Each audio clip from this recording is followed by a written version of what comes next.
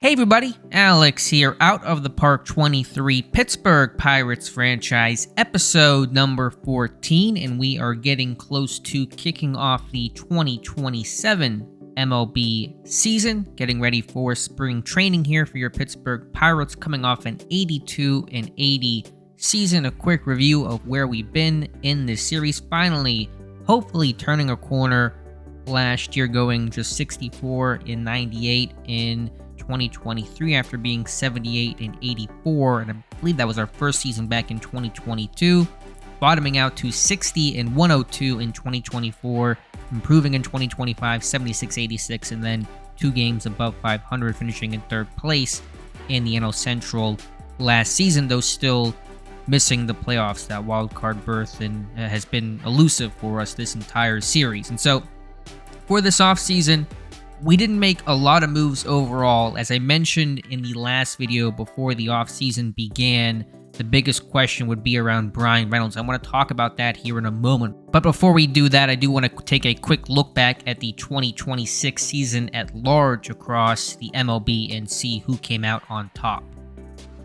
And as you guys can see in the screenshot, it was the Houston Astros winning the World Series in 6 games over the LA Dodgers. And so that is the playoff tree overall. Again, Pittsburgh hoping to get into that playoff conversation in 2027.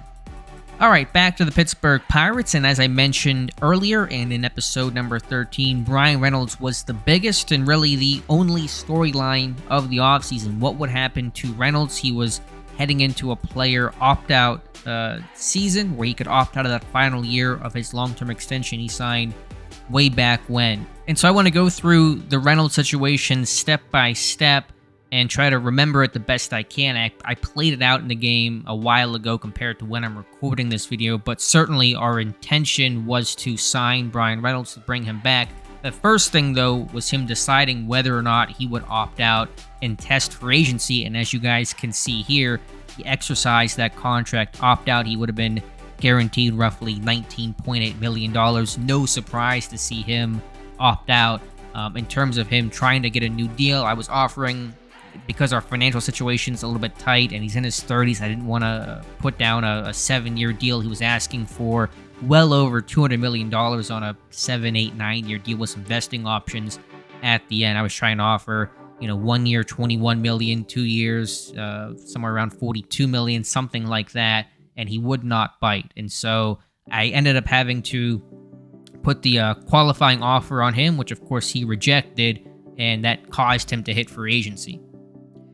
And so for a while, I figured Bryan Reynolds would just go somewhere else and we get a compensation pick back for him, and that would be that. And so one guy I began to pursue pretty heavily was Jung-Hoo Lee, who is now obviously a Boston Red Sox. Love the nickname Grandson of Wind. I thought he could be a guy that could play some center field coming out of the KBO, so had a lot of success there, was only 28 years old, with really good contact, avoid K. He's not going to be the power guy that Reynolds was, but I was making an offer to Jung-Hoo Lee. And so for a while, I thought that would be our Bryan Reynolds replacement. And as you guys can see, on November 17th, Bryan Reynolds rejected the qualifying offer and was slated to hit free agency, and he eventually did. And I tried to make some more offers. I believe at one point, I offered him, 1 year, $23 million, stretching our budget basically as far as it would go. And eventually, he came back to me and said, let's go back to the negotiating table and see if we can get a deal done. And that's ultimately what happened. So we made a bunch of offers. Again, we were trying to maybe look at other options at that point because he still wanted, his demand was initially $35 million per year, which we were never going to be able to afford, obviously.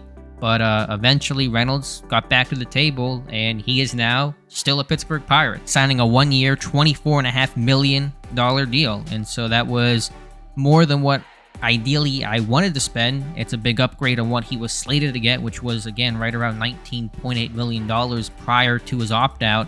And it's a 1-year deal, and this will almost certainly be his last year as a Pirate. I don't have really any desire to probably extend this one out beyond that just because of his age and financially where we're at as a small market team, but I wanted him back for 1 more year to try to get this team to the playoffs. And so Bryan Reynolds remains a Pittsburgh Pirate and hopefully continues the really strong 5-war season he had in 2026. So that is our biggest storyline, and certainly very happy to have Bryan Reynolds back on this team. In terms of other moves we made, we signed our scouting director, Andrew Friedman, to a 5-year deal, and that happened because he was trying to become the GM, I forget where, but with another team. He said he had an offer there and needed an extension in Pittsburgh to have any chance to stay, so we certainly ponied up and gave him basically almost $1 million per year to be our scouting director. He's a good one, and I didn't want to have to change scouting directors and have a new person in there that would change up the entire profile and outlook on our prospects, which is always the biggest pain whenever you make a switch there. Our pitching coach, Brian Hickerson, retired. Unfortunately, really like to have him on the team, so unfortunate loss there in terms of where we are at right now. From a personnel standpoint, new pitching coach is Chris Booker, who I don't think is quite as good, but we'll see what he can do this year for us. And I think maybe there was a bench. No, Don Kelly's still our bench coach, so I think we retained him. Have a new assistant GM. I don't know if that's new or not. Ben Charrington is out officially. No, this guy was here with us last year. So generally speaking, the front office, the personnel in the major league level is unchanged, but again, a new pitching coach in Chris Booker. We did make one trade in the offseason, and that was acquiring a lefty. Wanted another lefty pitcher. Felt like we were pretty light there. We had Denny Bentley, but that was really about it. Trey McGow was our long relief guy, so acquired Mac Lemieux. And of course, if you're a Lemieux, you got to be in Pittsburgh, I think, from the Oakland Athletics, who had him on the block. And so he's a lefty, 30 years old. Pretty even, though, not a super high split guy. In terms of his righty-lefty splits, looked to be the exact same thing, and I thought he was a guy that was pretty cheap to acquire. Didn't do a great job last year. Was about league average, probably a touch below overall, but I do like the overall profile of Mac Lemieux.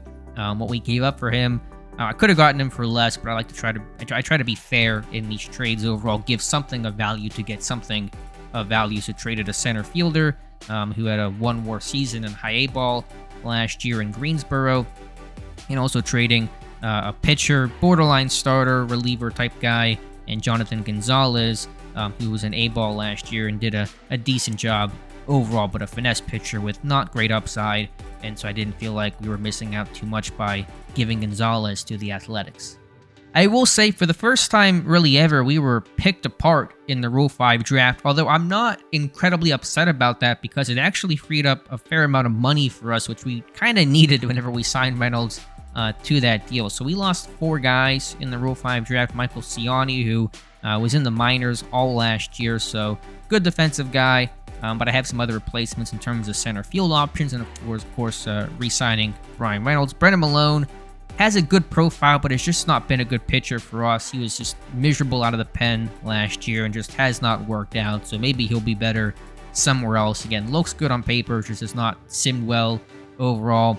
Kevin Kiermaier, we had signed late last year as some center field depth. He's wrecked. He's 36, so, I'm not mad about that one bit. He has gone to Chicago. And then Daniel Lynch, the reliever / starter, was okay for us last year, but that was a guy that we had tendered. It was arbitration eligible. I think we had gotten to an agreement with and not go to arbitration ultimately, but basically cleared up $1.1 million. And so for a team that was pretty financially strapped after signing Reynolds, not the worst thing in the world. Of course, our free agent money is pretty low right now, unfortunately, as of the moment. I think, let me just check here. Yeah, our budget for international free agents is 0. I had to take the $5 million off of that. We probably will not sign someone this year because I figured, do you want Bryan Reynolds or do you want to sign an international free agent, which is more valuable to you? And I think it's a pretty no-brainer to go with Reynolds, so we'll probably be back in those international waters next year. Did have a couple of smaller signings right before spring training. Feels like every year we're bringing in some sort of veteran catcher, and this year that man is Cam Gallagher, a fairly local native from Lancaster, PA, who hit .228 last year for the Milwaukee Brewers. We'll see how he looks overall. Not going to be a great guy, but he'll compete with Antonio Gomez for that backup spot. Maybe split time with Elias Diaz as well. Decent against lefties, and so maybe there's a platoon opportunity between him and Diaz, and some guys who are signed to minor league deals. If I can pull that up. Ryan Sheriff, who's going to be another lefty option for us. Still one of probably the better lefty relief pitchers in baseball. Last year, he was not in the majors. It's been a little bit since he last pitched in the majors, actually since 2024, and that was 1 inning with the Mets. And so has not really pitched much, I guess, overall at the major league level, but we'll see what he can do there. That's on a minor league contract with the option to a major league deal.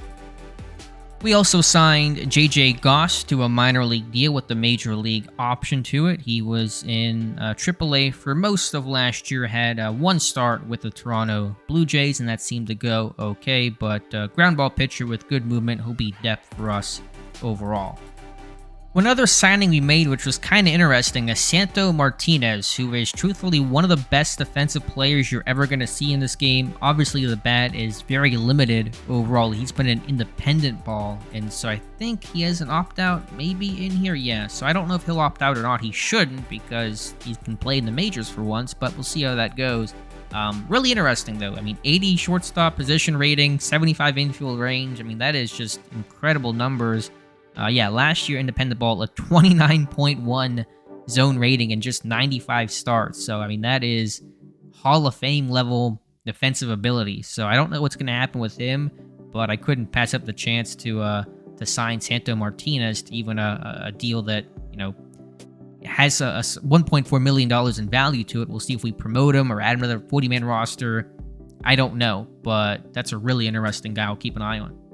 One of our top prospects, in fact, our top prospect, Dolphin Ramirez, he'll be in spring training with the Pirates. Can play second, can play first. A ton of power that's interesting, so we'll see how he develops. Last year, a 156 WRC plus in just 72 games in AAA Indianapolis. So I think he's probably ready for a chance to play in the majors. Stephen Kwan had a good year for us, tailed off down the stretch, but overall potential leadoff hitter there. We'll see what can happen to Tatsuri Nageshi, who was miserable last year for us, a negative 1.2 WAR, hit under the Mendoza line, had a low BABIP though, so hopefully I can get back to more 2025 levels. So we'll see what he can do, assuming he makes the roster. I think he will, but we'll have to wait and see.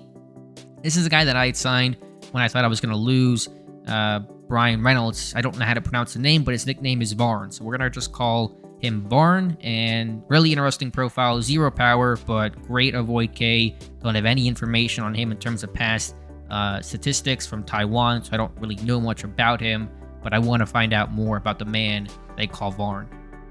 The pitching staff seems to be a bit more settled in, although Eddie Yean has regressed pretty tremendously and significantly. His control is now 30, coming off an injury last year, shoulder inflammation, and his control has just regressed from there. So we'll see how it looks in the sim. Everything else looks okay, but you do wonder, can he be a starter reliably? Not looking great. He's fragile. Maybe he becomes a bullpen guy. I'm not quite sure. Bullpen is pretty deep overall, ton of options there, so shouldn't have to bring in any sort of outside help. One guy is still hurt, and Alberto Guerrero, who has that torn UCL, so he'll begin the year on the 60-day DL as he still recovers. Quick look at our top prospects. As I mentioned earlier, Dolphin Ramirez, our number 1 prospect. He should be playing for the Pirates at some point this year, probably sooner than later. Could be an opening day starter as well. Tony Luces is still trying to climb his way up and trying to grow and progress. Nick Dial, our draft pick last year, probably the future Ryan Reynolds replacement, is a guy that is in AAA right now. Maybe will start the year in AA. Probably won't be quite as good as Reynolds, but not too far off from there. And so hopefully he can continue to grow and develop. Some other interesting guys who are a bit closer to the majors. Justin Best, our former 4th-round pick in 2023, still has a lot of promise, though still room to grow. Gavin Turley in center field has really good range. He can become a really good defensive option with a decent bat, a little bit of power overall. And then from a pitching standpoint, Dylan Lesko, number 16 prospect in baseball, our 1st-round pick in 2025. Hoping that changeup can get to at least 50, but probably see him sooner than later. And then there's some scouting discoveries and international type guys that we'll have to see if they can pan out overall. Still interested in Trey Duffield. Mentioned him before. I think, he shouldn't be this low on this list as our number 17 prospect. I think he's a guy that may come up and help the Pirates as soon as this season. So that will wrap things up. Again, Bryan Reynolds remaining a Pirate, the biggest news of the offseason and the most important piece of information of them all for our purposes. So we'll come back here for opening day after spring training, see how the spring treats the Pirates, who makes a team, who doesn't, any injuries that do occur, and how we adjust. So we'll come back in a little bit in the next video and see how things go and where things are at. So appreciate you guys watching. Let me know your thoughts in the comments below. Please like this video and subscribe to the channel if you have not done so already. Again, thank you for watching, and we'll talk to you soon.